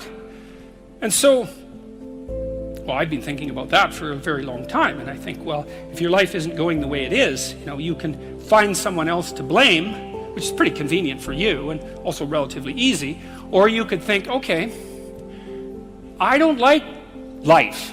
I don't like the way my life is unfolding. Maybe I don't like life in general because it's tragic and tainted with evil. How do I know if my judgment is accurate? And the question is, well, have I really done everything I possibly could to set my life straight? Because maybe I shouldn't be judging its quality or the quality of life itself or being itself for that matter if I haven't done everything I possibly could to set my life straight. Well, so there's a task. The humility element is, it took me a long time to understand why there's religious injunctions supporting humility, to even understand what the word really meant in that sort of technical sense. And it means something like this. It means what you don't know is more important than what you know. Then what you don't know can start to be your friend, you see. People are very defensive about what they know. But the thing is, you don't know enough. And you can tell you don't know enough because your life is not what it could be, and neither is the life of the people around you. You just don't know enough. And so what that means is that every time you encounter some evidence that you're ignorant, someone points it out, you should be happy about that because you think, oh, you just told me how I'm wrong. It's like, great. Like maybe I had to sift through a lot of nonsense to get through the real message that you're telling me, but if you could actually tell me some way that I'm wrong and then maybe give me a hint about how to not be wrong like that, well then I wouldn't have to be wrong like that anymore. That would be a good thing, and you can embark on that adventure by listening to people. And if you listen to people, they'll tell you amazing things if you listen to them, and many of those things are little tools that you can put in your toolkit like Batman, and then you can go out into the world and use those tools, and you don't have to fall blindly into a pit quite as often. And so the humility element is, well, do you want to be right or do you want to be learning? And it's deeper than that. It's, do you want to be the tyrannical king who's already got everything figured out, or do you want to be the continually transforming hero, or fool for that matter, who's getting better all the time? And that's actually a choice, it's a deep choice, and it's better to be the self-transforming fool who's humble enough to make friends with what he or she doesn't know, and to listen when people talk. And listening is a transformative exercise. Like if you listen to the people in your life, for example, if you actually listen to them, they'll tell you what's wrong with them and how to fix it and what they want. They can't even help it if you start listening, because people are so shocked if you actually listen to them that they tell you all sorts of things that they might not have even intended to, things they don't even know. And then you can work with that. And the other thing that's so interesting, now and then you have a meaningful conversation, right? You have a good conversation with someone, you walk away and you think, geez, we really connected, and I know more than I did when I came away from that conversation. And during the conversation, you're really engrossed in it. And that feeling of being engrossed is a feeling of meaning, and the feeling of meaning is engendered because you're having a transformative conversation. So your brain produces that feeling of meaning for you. It says, oh yeah, this is exactly where you should be right here and now. It's the right place and time for you. And that's a great place to occupy. And so a good conversation where people are listening has exactly that nature. And the reason it has that nature is because it is in fact transformative. It's one of the truisms of clinical psychology. Like if you're a clinical psychologist, a huge part of what you do is just listen to people. It's like, they come in, they're unhappy, and they'd rather not be, something like that. You say, well, why do you think you might be unhappy? And they don't know. They have some ideas, and they may have to ramble around for like a year before they figure out why they're unhappy. They get rid of a bunch of reasons why they thought they were unhappy that are untrue, and then you kind of get to the heart of the problem. And then you might ask them, well, if you could have what you wanted so that your life would be okay, what would that look like? Then they have to ramble around a bunch about that because they don't really know. But the listening will straighten them out, because people think by talking. And in order to think, you have to have someone to listen, because it's very hard to think. Hardly anyone can think. And even the people who can think can only think about a limited number of things. But almost everybody can talk. And you can listen to yourself talk, and if someone listens to you, then you also have a foil for your thoughts, right? Because you can watch the person when you're talking and see if you're boring or see if you're amusing or if you're engrossing, all of those things. So like if you're arguing with your wife, let's say, or your husband, big party is going to want to win. And that's stupid because you don't want that. You want to defeat your wife in an argument. Oh, well, great. Like if she was going to disappear tomorrow, no problem. But like you're going to like live with defeated, miserable her for the next week? That's no good. So you listen and you think, okay, well, here's what I think you said, and maybe even make it a little stronger and more elaborated than was the case with the original utterance, so that you get the damn argument right. And because you don't want to win, you want to fix the problem. That's the winning. How do I decide if my inner voice is healthy or not, and how do I maintain it healthily? How can one tell if one's inner voice, judgment, or conscience is a healthy one and not a voice that is the result of an unhealthy mind due to past experiences? Now, that's a really interesting question. It's the question of conscience. I continually frequently, let's say, or yearly, ask my personality class attendees if they heard the voice of conscience, if they had a feeling, an emotional state, let's say, or a voice that informed them when they had done something ethically wrong and that perhaps made them guilty as a consequence. And it was essentially a universal experience. And that's the voice of society within, I suppose. That's one way of thinking about it. The Freudians would think about that as the voice of the superego. Carl Jung would take that conceptualization somewhat farther. He would have considered it the voice of the self, which is in part the voice of the ethic that's derived from the broader community, insofar as that ethic is valid, let's say, but also in part the voice of the more thoroughly developed self that's still striving to be born. One thing you could say is that you experience violations of your conscience when you're not acting like the better person that you could possibly become. And so, to some degree, that's your higher self upbraiding you for failure to develop in the appropriate direction. And that seems to me to be a reasonable way of conceptualizing it. Now, the one question might be, how error-prone is your conscience, given that you're not omniscient? You have to attend to your guilt and your self-disgust and your self-contempt and your self-consciousness. You have to understand that the manifestation of those emotions might well indicate a moral failing on your part or a lack that needs to be addressed, while at the same time considering that it is not a straightforward matter to deal fairly with yourself, and you can be too tormented by your conscience, too rigid, too responsible, take on too much weight onto yourself, deny yourself in a manner that isn't sustainable, and so forth, that a moral code, a moral way of being can become too rigid and inflexible, and despite its putative aim upward, be something counterproductive. I think most of the way out of that, if there is one, is, well, careful thinking. You have to see what your conscience says. You have to see how you respond. You have to capture that voice and your responses, and you have to think it through. But most of that is done in dialogue with other people rather than as the consequence of internal thought.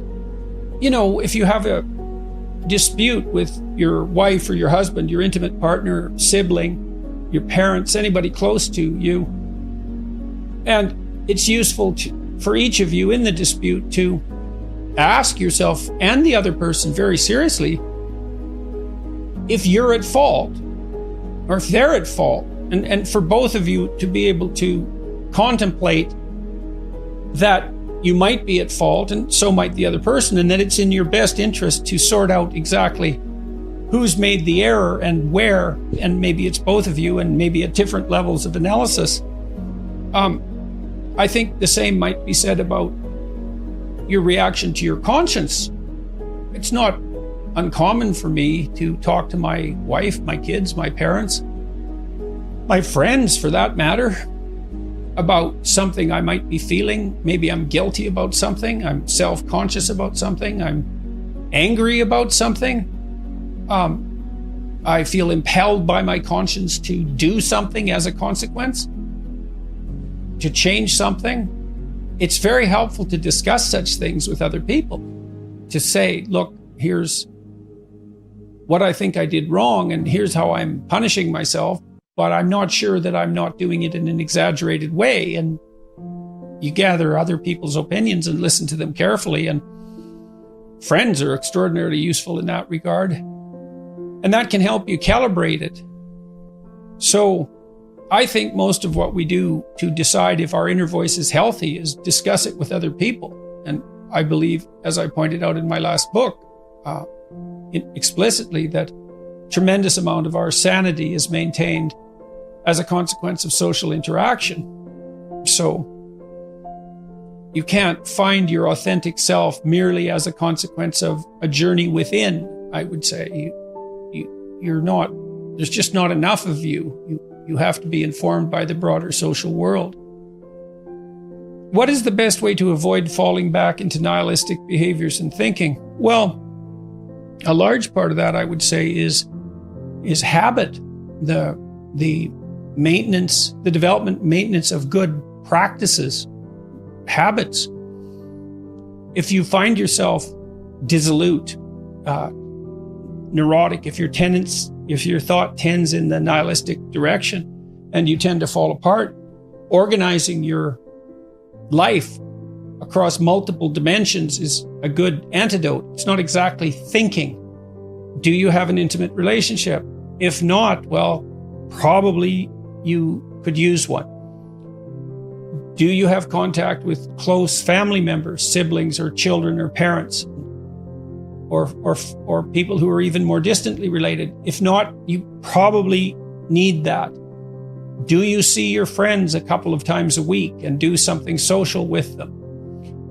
Do you have a way of productively using your time outside of employment? Are you employed? Do you have a good job, or at least a job that is practically sufficient and that enables you to work with people who you like working with, even if the job itself is mundane or repetitive or difficult? Sometimes the relationships that you establish in an employment situation like that can make the job worthwhile. Have you regulated your response to temptations, pornography, alcohol abuse, drug abuse? Is that under control? I would say differentiate the problem. There's multiple dimensions of attainment, ambition, pleasure, responsibility, all of that make up a life. And to the degree that it's possible, you want to optimize your functioning on as many of those dimensions as possible. Those are all the questions that I would decompose the problem into. The best way to avoid falling back into nihilistic behaviors and thinking. How can responsibility be differentiated from imposed guilt? Well, I think you adopt genuine responsibility, let's say healthy responsibility. I think you adopt that more or less voluntarily. I mean, there's an element of necessity and compulsion in our lives as well, because there are things we have to do to survive. But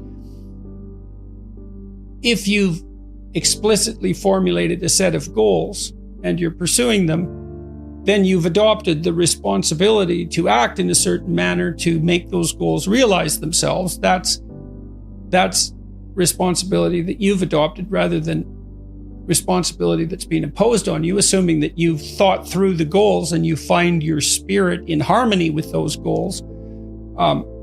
You can consult your resentment. I think that's a very useful step.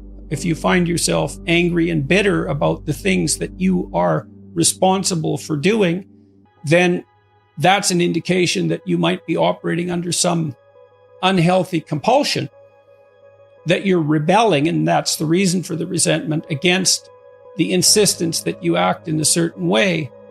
Although it's also possible that you're just immature and that you're rebelling against the discipline that's necessary to attain the goals that you genuinely do want to attain and that are valid and that you are actively engaged in constructing.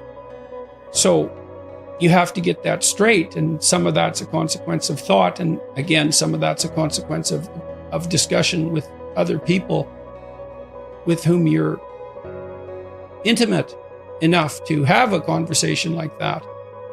And perhaps they have conversations about similar things with you if you're fortunate.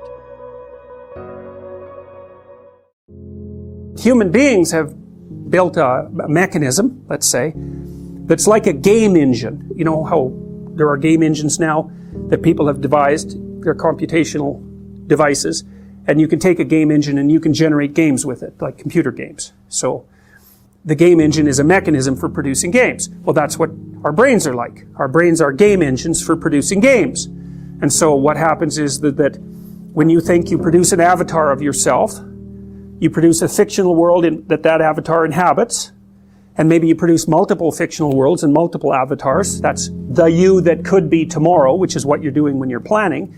And you walk the avatar through its potential routes, and those that look good you keep, and those that don't look good you kill.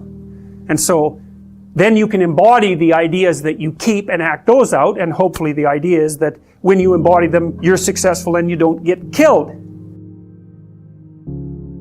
Don't have one plan, right? If you're going to stake yourself on something, you should throw a couple of alternative scaffolds up beside you so that you have somewhere to go. You want to be a doctor. Okay, well, you could be a nurse. It's like, it's not a doctor, but it beats cutting your throat.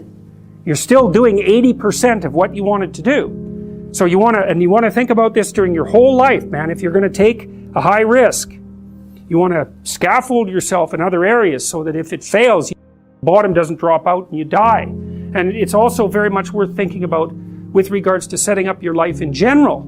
It's like, if you concentrate solely on your career, you can get a long way in your career.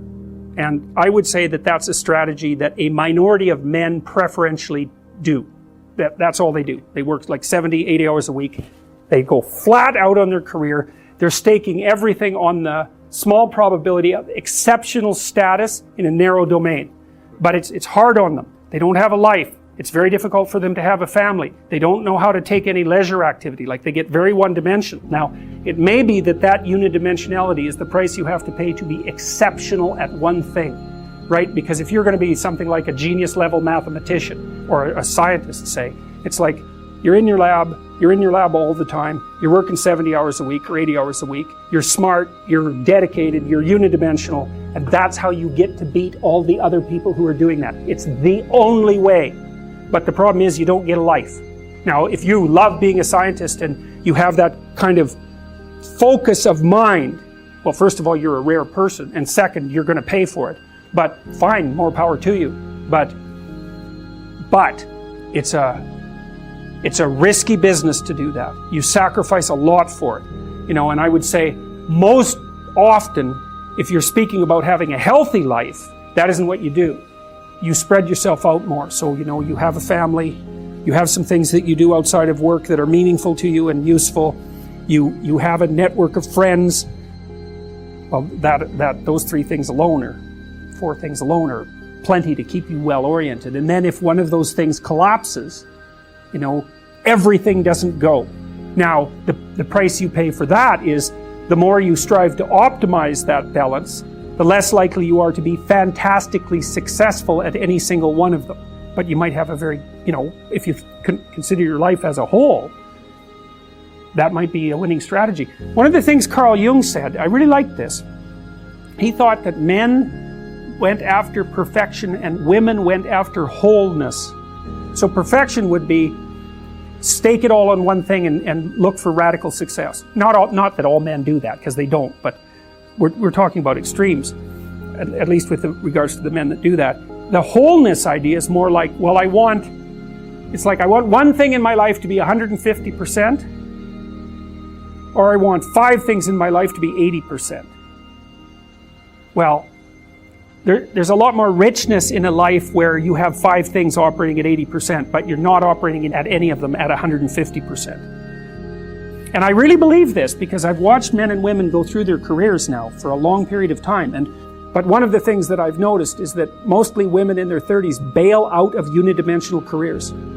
They won't do them. They won't put in the 80 hours a week that they would have to put in order to dominate that particular area. And it isn't, the reason that they won't do it is because they decide it's not worth it. And no wonder, because why would that be worth it? You have to ask yourself that. It's like, well, you want to be an outstanding scientist. It's like, okay, really, that's what you want. Because that means that's what you do.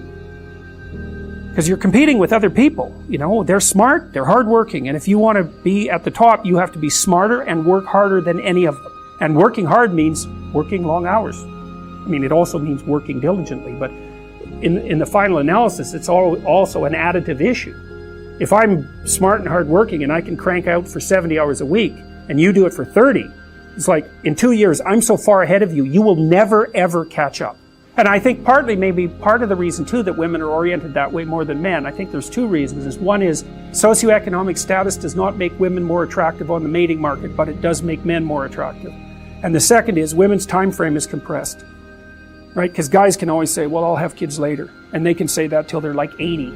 Whereas women, it's like, no way, man, you got to get it together by the time you're, let's say 40, but really probably by 35, but definitely by 40, because otherwise it ain't happening. And that's bloody dreadful. There's a sacrificial element in maturation, right? You have to sacrifice the pluripotentiality of childhood for the actuality of a frame.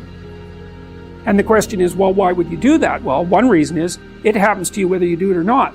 You can either choose your damn limitation, or you can let it take you unaware when you're 30, or even worse, when you're 40. And then that is not a happy day. I see people like this, and I think it's more and more common in our culture because people can put off maturity without suffering an immediate penalty. But all that happens is the penalty accrues. And then when it finally hits, it just wallops you, because when you're 25, you can be an idiot. It's no problem. Even when you're out in a job search, it's like, well, you don't have any experience and you're kind of clueless. It's, yeah, you're young. You know, it's no problem. That's what young people are like, but they're full of potential. Okay, well, now you're the same person at 30. It's like people aren't so thrilled about you at that point. It's like, what the hell have you been doing for the last 10 years? Well, I'm just as clueless as I was when I was 22. It's, yeah, but you're not 22. You're an old infant, right? And that's an ugly thing, an old infant. So, part of the reason you choose your damn sacrifice, because the sacrifice is inevitable, but at least you get to choose it. And then there's something that's even more complex than that, in some sense, is that the problem with being a child is that all you are is potential, and it's really low resolution. You could be anything, but you're not anything. So then you go and you adopt an apprenticeship, roughly speaking, and then you become something. And when you're something, that makes the world open up to you again. You know, like if you're a really good plumber, then you end up being far more than a plumber. You know, if you're a really good plumber, well, then you have some employees, you run a business, you train some other people, you enlarge their lives, you're kind of a pillar of the community, you have your family. It's once you pass through that narrow training period, which narrows you and constricts you and develops you at the same time, then you can come out the other end with a bunch of new possibility at hand. Part of the proper path of development in the last half of life was to rediscover the child that you left behind as you were apprenticing. And so then you get to be something and regain that potential at the same time. You're in the situation that you're in right now, and that's not good enough. And so that's another thing that's kind of interesting about people, is they're chronically dissatisfied with the way things are. Well, that's okay, because you wouldn't be motivated to move forward if you weren't chronically dissatisfied with the way that things are. But it's kind of annoying, you know, because you might think, well, why aren't you just happy with what you have? And the answer to that is generally, because I don't know if it's going to last. And so that's part of it. And the other is, well, if the situation shifted a bit, maybe I'd have more options, and some of that would be, it would last longer, it'd be more stable, it'd be more promising. And so you can say, well, you should be satisfied with what you have, but it's kind of really a stupid thing in some sense to tell human beings, because no matter what you have, it isn't going to solve your fundamental problem. So the problem isn't going away, and you can't just fool yourself into saying, well, what I have is great. You could say, I could have a hell of a lot less, and that would be bad, and most people have a lot less than me, and I should be grateful for what I have. That's fine, that's perfectly reasonable, but you're stuck with this chronic sense of unfinished business, and the reason for that is, well, you're permanently vulnerable, so how could it be otherwise? And even if you've got your problem solved, then there's 3 or 4 people in your family that by no means have got their problem solved, so the problem of problems never goes away. That's a good thing to know existentially too, because it helps you calibrate your life properly. Because you might be thinking, well, if I just got everything together, you know, I'd hit some plateau of satiation and stability, and then I would just be there. It's like, no, that's never going to happen. It's never going to happen. So you might as well just forget about that. Well, maybe you want to push a damn rock up a hill. You know, it's going to roll down again. It's like, what are you going to do? Just sit there by the rock? It's okay to be active, even if the problem you're trying to solve is not fundamentally solvable. That doesn't mean it isn't worth trying to solve. And you guys should listen to this, because I know what I'm talking about. If you happen to be creative, if you're a songwriter or another kind of musician or an artist or any of the other number of things that you might be, find a way to make money and then practice your craft on the side, because you'll starve to death otherwise. Now, for some of you that won't be true, but it's a tiny minority. Your best bet is to find a job that will keep body and soul together and parse off some time that you can pursue your creative thing, because then, well, as a long-term strategy, a medium to long-term strategy, it's a better one.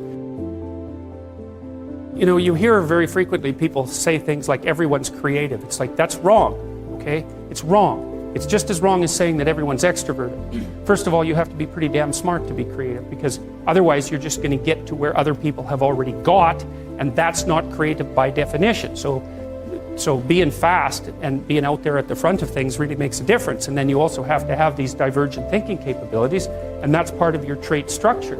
And creative people are really different than non-creative people. You know, partly because, for example, they're highly motivated to do creative things and to experience novelty and to chase down aesthetic experiences and to attend movies and to read fiction and to go to museums and to enjoy poetry and to enjoy music that's not conventional music, for example. These aren't trivial differences. And so it's a real misstatement to make the proposition that everyone's creative. It's just simply not the case. It's a matter of wishful thinking. It's like saying that everyone's intelligent. It's like, well, if everyone's intelligent, then the term loses all of its meaning. Because any term that you can apply to every member of a category has absolutely no meaning.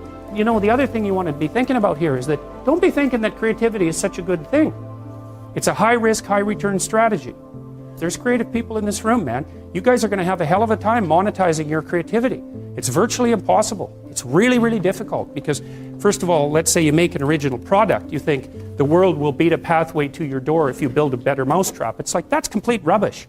It isn't true in the least. If you make a good creative product, you've probably solved about 5% of your problem. Because then you have marketing, which is insanely difficult, and then you have sales, and then you have customer support, and then you have to build an organization. And you have to, if it's really novel, you have to tell people what the hell the thing is. You know, we built this future authoring program, right? It's available for people online. So how do you market that? No one knows what that is, and that's a real problem. If you write a book, well, then you have the problem that another 1 million people have also written a book. But if you produce something that's completely new and doesn't have a category, people can't search for it online. How are they going to find it? And then you have pricing problems, and it's really unbelievably difficult to produce something creative and then monetize it. And even worse, if you're the creative person, let's say you have a spectacular invention, you've got no money, right? You've got no customers. Those are big problems. And so maybe you go and you find a venture capitalist. We start with family and friends because that's how it works. You raise money for your product. You raise money from your family and friends. That's assuming you have family and friends that have some money and that they're going to give it to you. And most people aren't in that situation. So it's a terrible barrier right off the bat. And then of course you're putting your family and friends at substantial financial risk, because the probability that your stupid idea is going to make money is virtually zero, even if it's a really brilliant idea. And so then let's say, well, you get past family and friends and you get venture capitalists involved, because that's often the next step, or an angel investor. There's steps in building a business. Family and friends, angel investor, that's some rich guy that you've happened to meet some manner, some way, who's into this sort of thing and is willing to provide you with some money to get your product off the ground. Well, how much of your product is that person going to take? Well, most of it. Most of it. And no wonder, because, you don't have any money. How are you going to bargain for control over your product? He'll just say, well, do you want the money or not? And if your answer is no, then he'll go and do something else with his money. It's not like there's no shortage of things that you can do with your money. There's a million things you can do with it. So you're not in a great bargaining position. And then if you get venture capitalists involved, they'll take another big chunk, and maybe if they're not very straight with you, they'll just throw you out, because maybe by that point in the company's development, you're nothing but a pain in the neck, because what do you know about marketing and sales and customer service and building an organization and running a business? Like, you don't have a clue, so why do they need you? So even if you're successful at generating a new idea and you put it into a business, the probability that you, as the originator of the idea, are going to make some money from it is very, very low. So don't be thinking that creativity is something you would want to curse yourself with. Now, it's not all bad, because it opens up avenues of experience for creative people that aren't available to people who aren't creative. But it definitely is a high-risk, high-return strategy. So the overwhelming probability is that you will fail. But a small proportion of creative people succeed spectacularly. And so it's like a lottery in some sense. You're probably going to lose. But if you don't lose, you could win big. And that keeps a lot of creative people going. But also, they don't really have much choice in it, because if you're a creative person, you're like a fruit tree that's bearing fruit. So you don't really you can suppress it, but it's very bad for you. The creative people I've worked with, is if they're not creative, they're miserable, so they have to do it. But there's real joy and pleasure in it, and psychological utility. But that doesn't necessarily mean that it's it's certainly not a conservative strategy for moving forward through life. What does it mean to think creatively? It's something like this. Imagine that I toss you out an idea, and there's some probability that when I toss you that idea, that will trigger off other ideas in your imagination. So you can think about it as a threshold issue. If you're not very creative, I'll throw you an idea, and hardly any other ideas will be triggered, and the ones that will be triggered are going to be very closely associated with that initial idea. So let's say I tossed each of you an idea, and I asked you to tell me the first thing that comes to mind. Okay, so what we would see first is that the first thing that comes to mind, in all likelihood, would be shared by many of you. Okay, so then you could think about that as a common response, right? And so that's a less creative response. And then there'll be some things that come to mind for you that are so idiosyncratic that you're the only person that thinks it, and no one can understand it. Well, that's also not exactly creative, because the thing for something to be creative, it has to be novel and useful at the same time. That's sort of a rough definition. Something creative is novel and useful. So you can think of, you get thrown an idea, and there's some probability that will co-activate other ideas. And if it co-activates many other ideas, that's like fluency. And if it co-activates ideas that are quite distant from the original idea, something like that, and you could track distance by comparing it to probability that other people have generated it, then that's also another indication of creativity. So they have to be many unlikely responses that are useful. That's what creativity is, roughly speaking. And then you can fractionate it into different dimensions. So that's creative thinking. But then creative achievement would be the ability to take those original ideas and then actually to implement them in the world. And that's obviously much more different than merely being creative. Imagine what happens when you play Monopoly. What happens? Everybody has the same amount of money to begin with, right? So then you start playing. It's basically a random game. Well, some people start to win a bit, and some people start to lose a bit. And then if you win, the probability that you'll keep winning starts to increase. And if you lose, your vulnerability increases as you lose. And then maybe you've got, say, 6 people playing Monopoly. Soon one person has 0. What happens when they have 0? They're out of the game. So 0 is a weird number, because when you hit 0, you're out of the game. So then if you keep playing, people start to stack up at 0, right? what happens at the end of the game? One person has all the property and all the money, and everyone else has none. Right, that's what happens if you play an iterated trading game to its final conclusion. It's not a consequence necessarily of structural inequality. It's built into the system at a deeper level than that. So, you know, people talk about all the time about how unfair it is that the 1% of the population has the vast amount of the money, and 1% of the 1% has most of that money, and 1% of the 1% of the 1% has most of that money. It's an inevitable conclusion of iterated trading games, and we don't know how to fight it. We don't know how to take from the people who have and move it to the bottom without it instantly moving back up to the top. Different people maybe, but still back up to the top. Because even the 1% churns a lot. Like, I think you have a 10% chance, if I remember correctly, you have a 10% chance of being in the top 1% for at least 1 year of your life, and a 40% chance of being in the top 10% for at least 1 year in your life. That's in Canada and the US. It's less so in Europe. So there's a fair bit of churning at the top end. It's not the same people all the time who have the money, but it is a tiny fraction of the people all the time who have all the money.